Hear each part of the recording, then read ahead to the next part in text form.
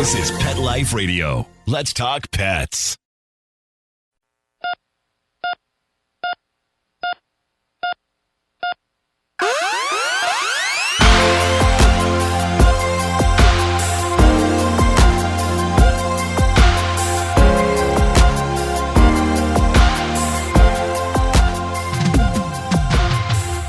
Welcome to ER Vet on Pet Life Radio. I'm your host, Dr. Justine Lee, and I'm a board-certified emergency critical care specialist and toxicologist. Thanks for joining us. Today, we're going to be talking about lead poisoning in dogs and cats. We'll be right back after these messages.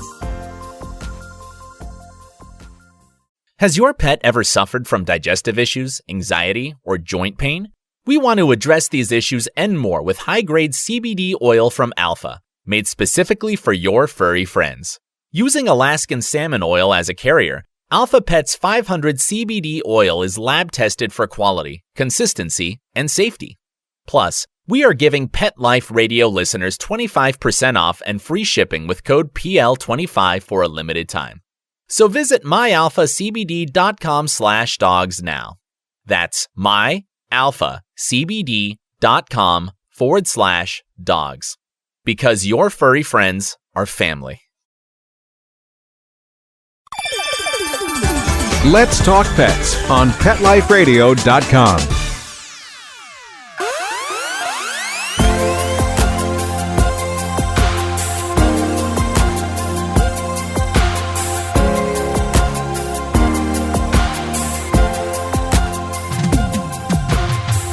Welcome back to ER Vet on Pet Life Radio.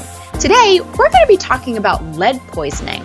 This is especially important after what happened in Flint, Michigan, where humans and pets were poisoned by lead. Nowadays, we veterinarians see less and less lead poisoning thanks to U.S. government regulations to remove lead from house paint in 1978. But again, with that Flint, Michigan disaster and with potential other sources of lead, I wanted to make sure you knew how to keep your dogs and cats safe. A lot of people forget about lead from other sources, which can potentially be fatal when dogs or cats get into it.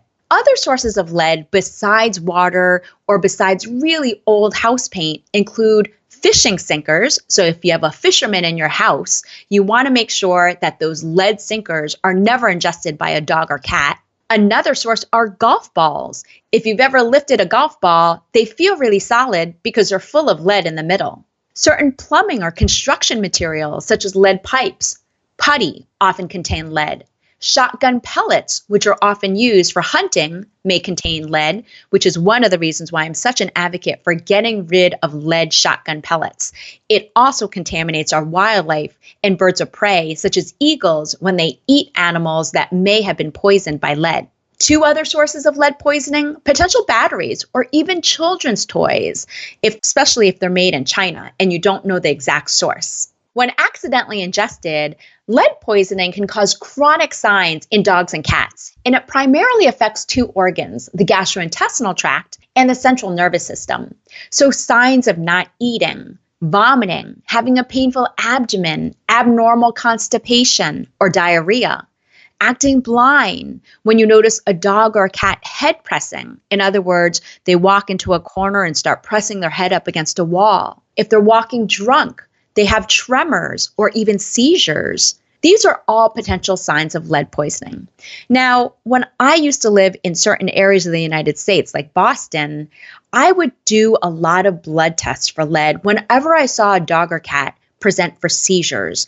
And that's because in certain areas of the United States, older housing may have paint that is from 1978 or before. So if there's any new construction going on or someone's painting, if dogs or cats eat some of the lead paint chips, they can be poisoned. Now, if you notice your dog or cat show any of these signs, you want to make sure to get to the ER vet right away. If your vet's suspicious of lead poisoning, the first thing we're going to want to do is an x-ray. And the reason why x-rays are so important is because golf balls, fishing sinkers, shotgun pellets, batteries, or even parts of children's toys will show up on x-ray. So we can always see that metal. If we do see that metal, we oftentimes have to get it out. The truest way to confirm whether or not a dog or cat has lead poisoning is a simple blood test. Anything above 0.25 parts per million is considered to be consistent with lead poisoning. Again, not a super common test we're going to do every day, but this is one of the reasons why your veterinarian may ask you questions like, is there any construction going on in your house? Do you live in a really old house? Is there any chance your dog or cat could have eaten paint chips? These are really important history questions that we need to find out or that you need to tell your veterinarian about. Whenever we see a metallic foreign body somewhere in the body, like the stomach or in the intestines, again, we may need to test for lead. A lot of times, I'll also do a blood test called a complete blood count, which is often called a CBC, because we want to look at the white and red blood cells. With lead poisoning, it can result in a chronic anemia, and we can see abnormal red blood cells called nucleated red blood cells. So if your dog or cat is acting really weak, or they were diagnosed with anemia and they just happen to have a metallic foreign body on their x-ray, you want to ask your vet for a lead test to be on the safe side. The other reason why we do a complete blood count is because sometimes we'll see white blood cell changes called basophilic stippling, which is classic for lead poisoning. Again, as a toxicologist, I will say we rarely see lead poisoning nowadays, but you do have to be aware of it, especially if you live in an older house or if you have any potential exposure, such as lead sinkers or golf balls or shotgun pellets. Let's continue with this really important topic right after these messages from our sponsors. Do you have an accident-prone dog or cat? Well, if your dog or cat goes into the ER for an emergency, it's often unexpected and can be expensive. Well, here's something that can help.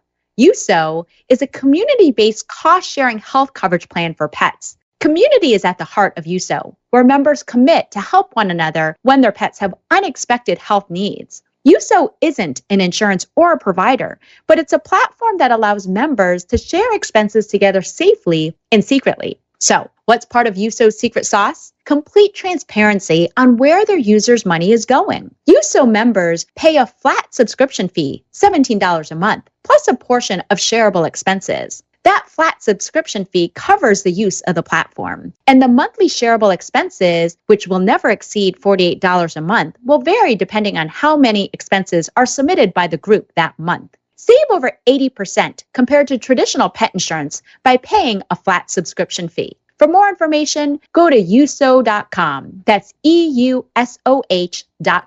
Use promo code PETLIFE and get your first 2 months free at uso.com. EUSOH.com.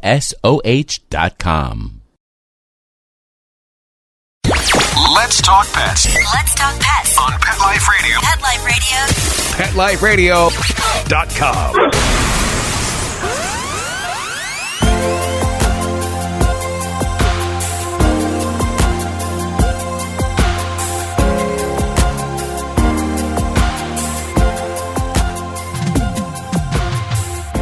What we've been talking about so far is lead poisoning in dogs and cats. And you're probably thinking this is relatively rare, which thankfully it's becoming rare and rarer due to US government regulation, but you still have to be aware of it if you own a dog or cat or even young children.